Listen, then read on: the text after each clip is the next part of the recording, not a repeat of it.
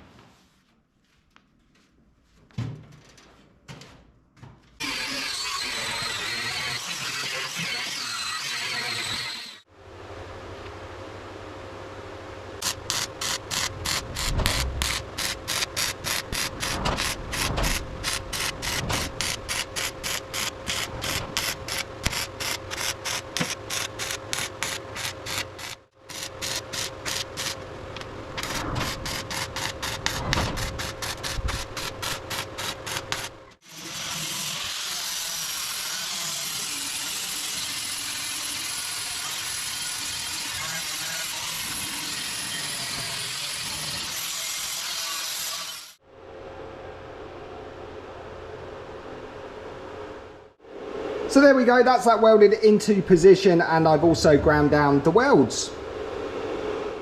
So quite a bit of welding now needed to put the frame onto the body of BedBug, and I wish I could just click my fingers and it'd be done, but unfortunately I can't actually click my fingers. I have no idea how to do that. And also what would be really cool is to put on some banging montage music and get this done in like a super speedy way, but we don't really use music on this channel.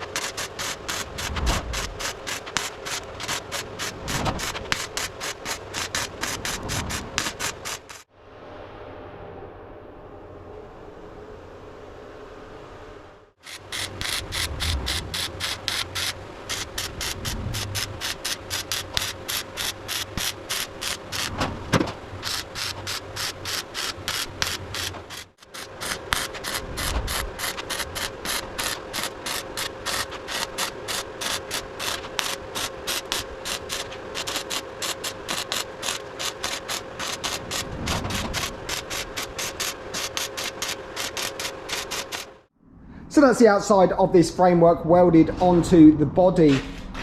And you can see here what I've done is I've welded probably about 20 millimeters apart, and then I've gone around the whole thing, and then I've gone around again and put a weld in the middle, and then I've gone around again and welded either side. And at this point that weld doesn't look pretty, but it is pretty strong. And don't forget, I will be grinding this back and then it will be bodyworked. So what I need to do now is weld the inside of the frame onto the car body, and if you remember, I'd already drilled these holes on this angled steel before the frame was originally fitted. And also what I need to do is just put some more welds on these brackets here, the red parts, and they're for the gas struts.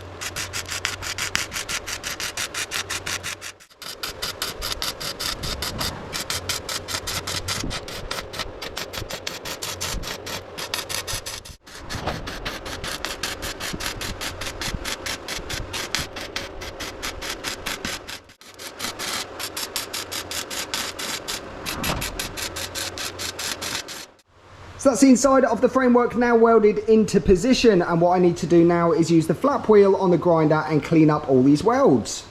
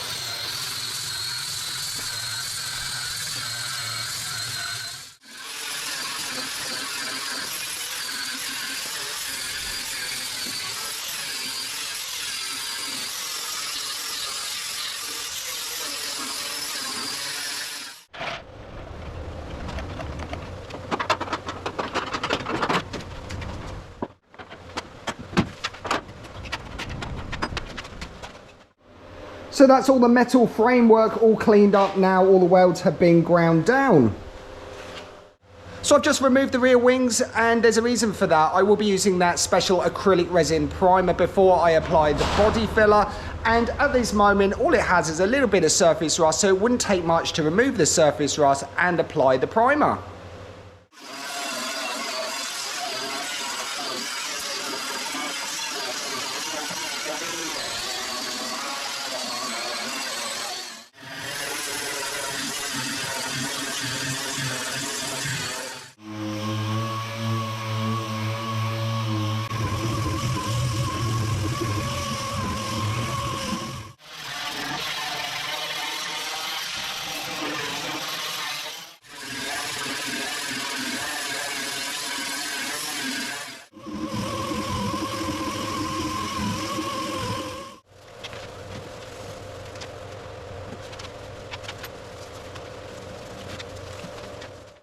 So that's all the surface rust removed on the sides and the framework, and you may be wondering that there's a distinct lack of masking. Yes, I have covered the wheels up. There's a reason for this though. I am in a bit of a rush. It's starting to get dark and I would like to get the resin coat on right now. What I'm going to do is just shield the areas with a bit of cardboard and apply the primer with the gun.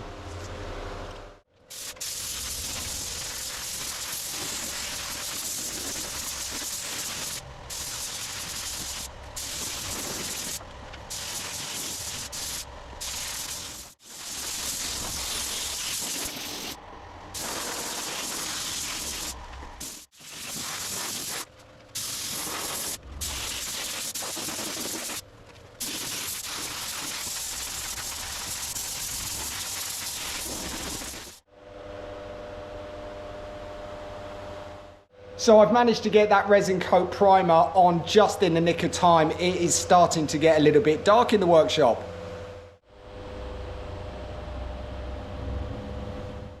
So just after applying that primer, the panels are looking pretty good, but they're not. In reality, I've still got to do a lot of body work to get this right.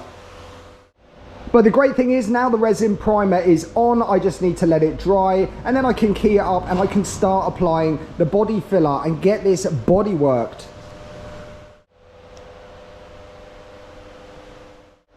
And we've got a lot of body work to do. These areas here where the flat part of the steel is, where I previously welded it, this I want to be kind of flat, so I will be glassing these areas into place, and then I will have to do quite a bit of body work down the side. It may look quite straight, but it is pretty rippled. And then what I can do is I can continue finishing off this area at the front. So I do apologise that this episode isn't quite as exciting as previous episodes, well, in my mind anyway, but it's exciting in the way that now I can start doing the body work, because this frame has really been holding me up, and now it's welded into place, I can get on with it. So it is starting to get dark and it is stinky in here. That primer really does smell. I don't really want to be spending too much time in the workshop while that's going off. So I'm going to let that dry and I'm going to end the video there for today. Thanks as always for tuning in, and I'll see you next time. Cheers!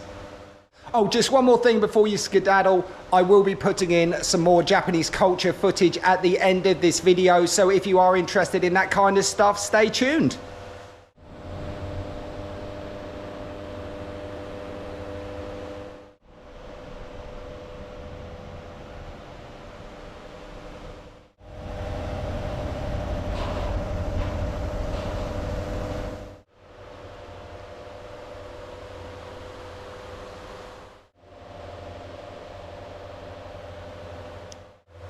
So sometimes I do get time in the evenings to sit back and relax and watch a bit of Netflix. And this isn't a shameless plug or anything. I've been watching a series called The Road to Red Restaurants. And basically it's a guy that on the weekends, his family's busy, he jumps in his car, he has very limited funds in Japan, and he finds these restaurants that they're not closing down, but basically there isn't anyone to take over these businesses. So in the future, these businesses will probably just disappear. And he set a task of visiting these restaurants and these businesses before they close down. And what makes this really cool, I did watch an episode and he was in a place called Takasaki, and there was a restaurant owned by an old guy for absolutely ages, and there isn't really anyone to take over the business. So in time this business will probably just disappear. But as luck would have it, we were visiting a Japanese summer festival in Takasaki, and I did have a chance to visit this restaurant as well.